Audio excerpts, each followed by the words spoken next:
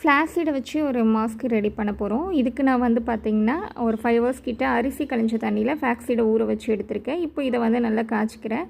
இந்த மாதிரி பதத்துக்கு வந்ததுக்கப்புறமா பார்த்திங்கன்னா உடனே வந்து ஒரு காட்டன் துணியில் வந்து இதை வடிகட்டி எடுத்துக்கோங்க.